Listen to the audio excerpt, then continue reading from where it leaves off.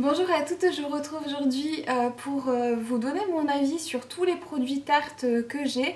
Alors j'en ai un peu plus que ça, mais voilà, tous ceux qui sont encore disponibles à la vente, que ce soit sur le site Sephora France ou bien directement sur le site de Tarte. La majorité des produits que j'ai sont disponibles quand même sur le site Sephora. Je crois qu'il n'y en a que deux qui sont dispo que sur le site de Tarte. Donc je vais commencer d'abord avec les palettes, sachant que je tiens à préciser que j'ai pas tous les prix en tête, donc pour ça je vous laisse aller voilà, consulter. De toute façon je vous mettrai tous les liens vers tous les produits en barre d'infos. Je vous renoterai les noms aussi en barre d'infos si vous avez un doute sur un des produits. Et je vais vous réaliser des swatchs aussi pour tous les produits dont je vais vous parler dans cette vidéo. Donc j'espère que ça vous sera voilà, utile. Il y a certains produits que j'ai depuis vraiment longtemps, donc j'ai pu m'en faire voilà, une opinion bien définie. Et puis il y en a d'autres dont j'ai fait l'acquisition un peu plus récemment, mais comme ça fait plusieurs semaines maintenant que je les ai, pareil, j'ai pu m'en faire une bonne opinion et je peux partager aujourd'hui tout ça avec vous. Donc on va commencer avec les palettes pour les yeux, puisque j'en ai quand même pas mal à vous présenter. Je vais commencer avec ma préférée qui est la tartelette In Bloom, que j'ai depuis pas mal d'années, peut-être deux ans, un an ou deux, je sais plus.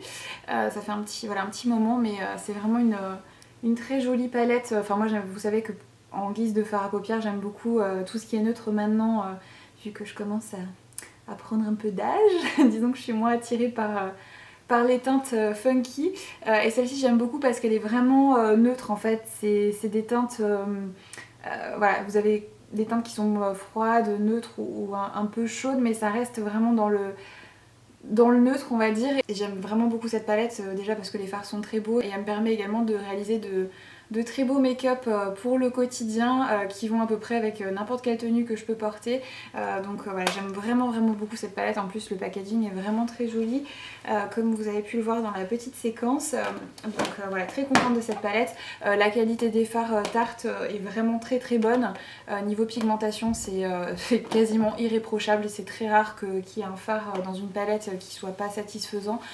C'est des fards qui font un peu de chute, mais pas sur le visage en fait. C'est principalement quand vous prélevez le fard dans la palette, vous avez un petit peu de chute.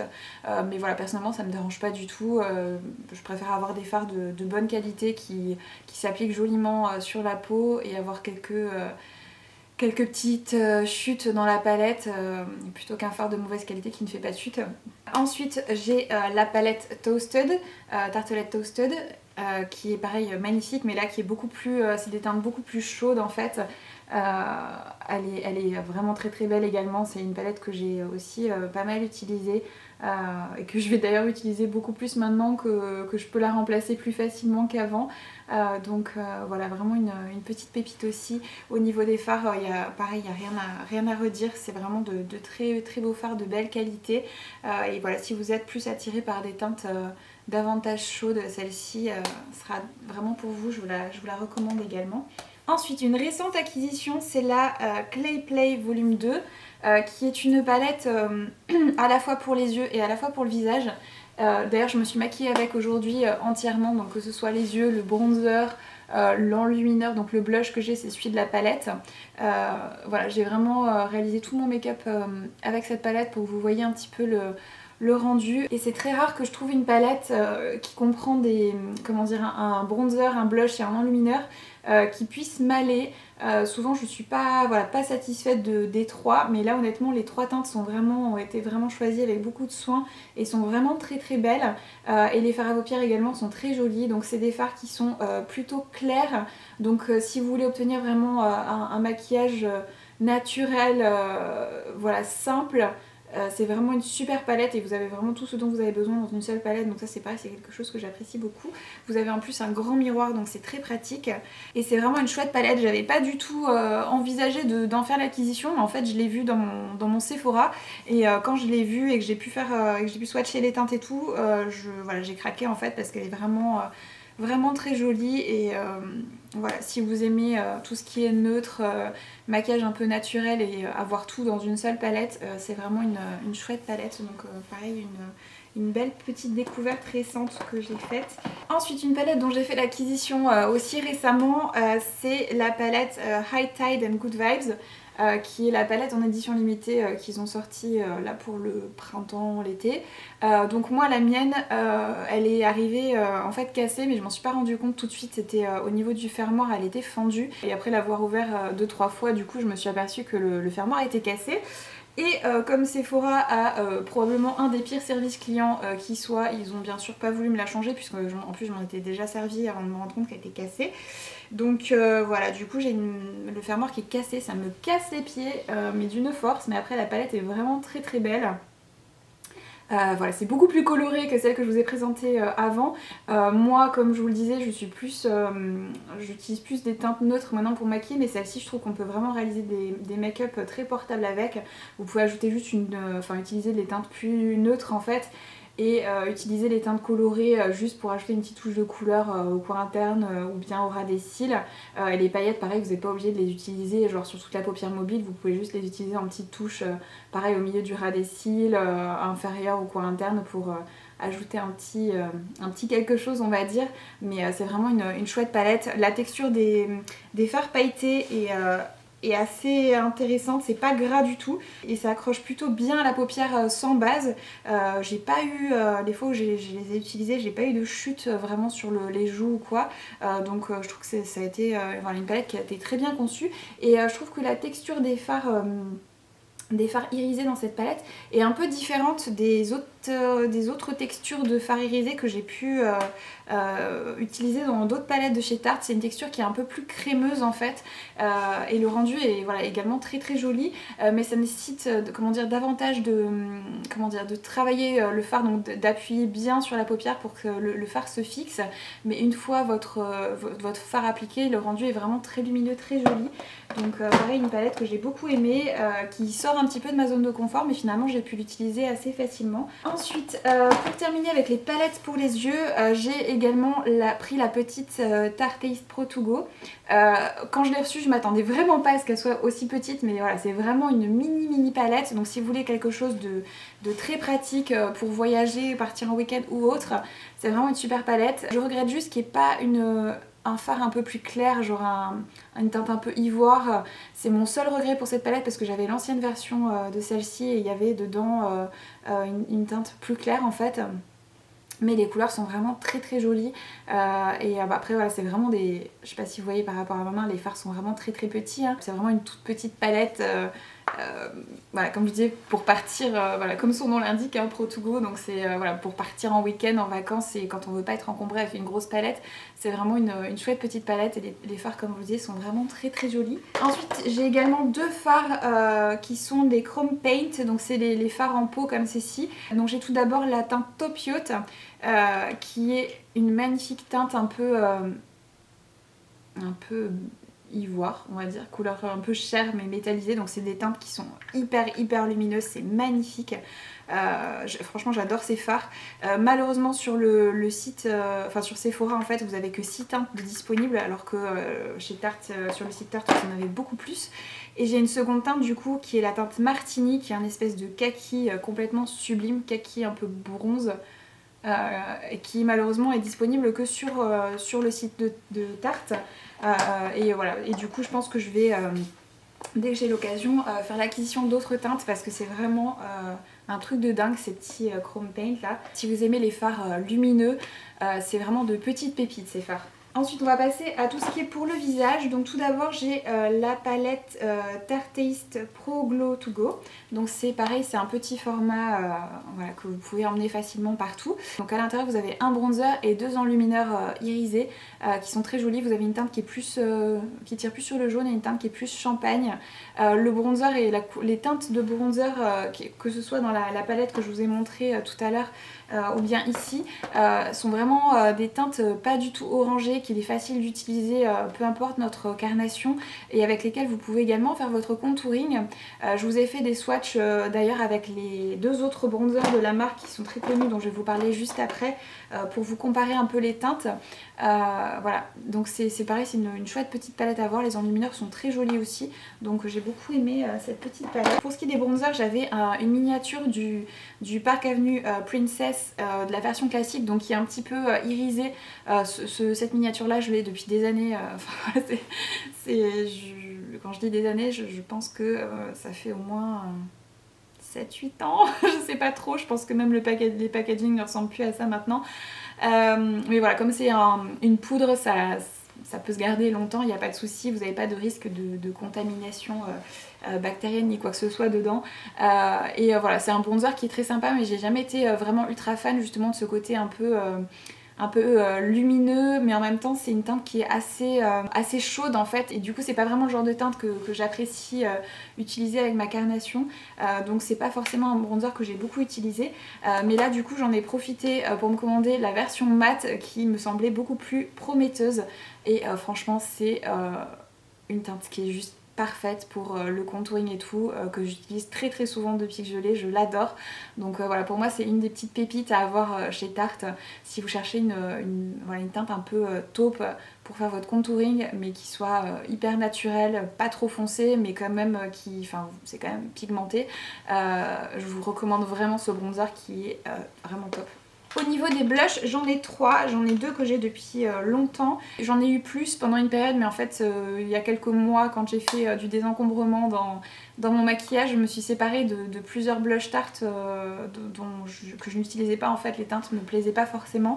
Et du coup j'en ai gardé que 2, j'ai gardé la teinte Expose qui est hyper connue, c'est un des best-sellers de chez Tarte, qui est un très joli rose un peu prune, mais très portable, très naturel, qui va avec vraiment tout type de make-up, donc c'est un peu le blush à avoir selon moi chez Tarte. J'ai également la teinte Tipsy qui n'est pas disponible sur le site de Sephora pour le moment, mais que vous pouvez trouver du coup sur le site de Tarte, qui est un très joli blush corail qui est parfait pour les beaux jours. Et récente acquisition, j'ai pris le blush Captivating qui est un très joli corail plus clair, un peu plus abricoté on va dire que le Tipsy, et c'est vraiment une très jolie teinte que j'ai également pas mal utilisée dernièrement depuis que je l'ai avec le retour des beaux jours, donc très joli blush également. Ensuite on va rester avec les produits teints, je vais vous parler des deux anti-cernes. Donc tout d'abord le Shape Tape qui est l'anti-cerne hyper connu de la marque et tout. Je vais peut-être en choquer certaines, mais pour ma part ça n'a jamais été un anti-cerne que j'ai apprécié en fait.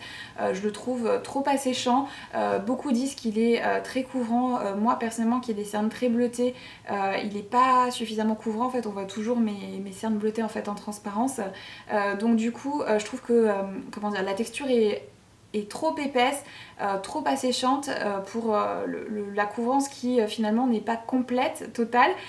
Donc voilà, du coup c'est vrai que pour moi ça n'a jamais été un anti-cerne que j'ai aimé. Voilà, j'accepte et je comprends très bien que certaines puissent adorer cet anti-cerne là, mais moi j'ai jamais compris l'engouement pour cet anti-cerne. Et pour information, j'ai la teinte Fair Neutral qui est un petit peu trop claire pour moi. Je suis NC20 chez MAC pour référence, donc voilà, il y a tellement de teintes qu'il est très difficile de trouver sa teinte sans pouvoir les swatcher, donc si ça peut vous aider un petit peu à vous situer, voilà, c'est la teinte que moi j'ai. Et j'ai également voulu tester le Creaseless Concealer tout récemment, là, quand la marque a débarqué en France. Donc moi je l'ai pris en teinte 20B Light Beige, qui là du coup est la bonne teinte pour moi cette fois-ci. Honnêtement, je ne comprends pas le choix du nom pour cet anti-cerne puisqu'il n'est absolument pas creaseless. Enfin moi voilà, j'ai 32 ans, donc je commence à avoir pas mal de petites ridules sous les yeux, etc. Même quand je le poudre, j'ai cet anti-cerne crease en fait sur moi. Il a comment dire, un fini qui est très collant, lumineux, donc il est très hydratant, très confortable. Donc si vous avez le contour des yeux qui est sec, un peu mature et tout ça, c'est très confortable, donc ça c'est un bon point. Mais il crease en fait, du coup, comme c'est une texture un peu crémeuse, même en le poudrant bien, moi j'ai toujours au niveau des petites ridules que j'ai sous les yeux, voilà, ça file dans les plis en fait. Et pareil au niveau de la couvrance, c'est pas mal, hein, mais c'est pas non plus, enfin pour moi ça suffit pas en fait. Donc du coup voilà, les deux anti-cernes de la marque, pour moi je suis vraiment pas fan. Voilà, c'est mon opinion. Ensuite, je vais vous parler du mascara que j'ai pareil commandé au moment de la sortie de la marque en France. J'en avais entendu beaucoup de bien, c'est le Light Camera Lashes que j'ai pris en version miniature parce que comme je suis très difficile en termes de mascara, je voulais pas m'engager en prenant un full size dès le départ. Et franchement, j'ai adoré ce mascara, il est vraiment top. Il apporte vraiment un beau volume aux cils sans faire de paquet en fait, et il est à allongeant, enfin voilà. En fait, en gros, il fait tout ce qu'on attend d'un mascara. Il est bien noir, il tient très très bien malgré le fait qu'il soit pas waterproof. J'ai vraiment, il s'effrite pas, voilà, j'ai pas de mascara qui coule ni quoi que ce soit. C'est celui voilà, que je porte aujourd'hui et d'ailleurs que je porte quasiment tous les jours depuis que je l'ai. Donc vraiment un gros coup de cœur ce mascara, il est vraiment top. Et on va terminer avec les produits pour les lèvres. Malheureusement, il n'y a pas grand chose pour le moment chez Sephora France niveau produits pour les lèvres. Moi j'ai deux lip paint, donc c'est leur rouge à lèvres liquide. Il y en a un que j'ai depuis un petit moment. Le packaging c'est une édition limitée, mais c'est une teinte qui fait partie de la gamme permanente, qui est la teinte Exposed, qui est voilà, très très jolie. C'est un genre de rose neutre, froid, assez pâle, qui est très jolie ma foi. Et j'ai également la teinte Bestie, donc c'est celle que je porte là, qui est très très jolie. C'est ma préférée des deux que j'ai. C'est un très joli nude, assez soutenu, voilà, qui est pareil, vraiment neutre en fait, et qui va avec énormément de types de make-up et de tenues. Donc c'est une très très jolie teinte que je vous recommande. Et par rapport à la formulation, déjà j'aime beaucoup l'applicateur qui est assez petit, donc ça permet une application vraiment précise et facile du coup du rouge à lèvres liquide. La texture est assez liquide, donc faites attention quand vous les ouvrez, parfois ça peut éclabousser en fait. Parfois malencontreusement vos vêtements par exemple, ça m'est déjà arrivé. C'est pas, voilà, c'est pas du tout une texture mousseuse en fait comme certains rouges à lèvres liquides, la texture est vraiment fine sur les lèvres, vous avez pas, ça fait pas voilà, de surépaisseur comme justement certains rouges à lèvres liquides. Ils sont assez asséchants je trouve, mais c'est pas non plus horrible, enfin ça va pas vous tirailler à mort, ça va pas plisser complètement vos lèvres comme d'autres rouges à lèvres liquides peuvent le faire, mais ça reste quand même assez... vous avez un petit inconfort quand même. La tenue est vraiment très très bonne, je trouve. Il ne transfère pas, sauf si vraiment vous mangez quelque chose de très gras. Là bien sûr votre rouge à lèvres liquide va transférer après, mais c'est le cas avec tous les rouges à lèvres liquides. Donc voilà, globalement c'est des rouges à lèvres liquides qui sont pas mal. C'est pas mes préférés sur la terre entière, mais ils sont plutôt pas mal. Et j'espère que très bientôt on nous proposera les rouges à lèvres en stick de la marque sur le site de Sephora. Donc voilà du coup pour tous les produits Tarte que j'ai en ma possession.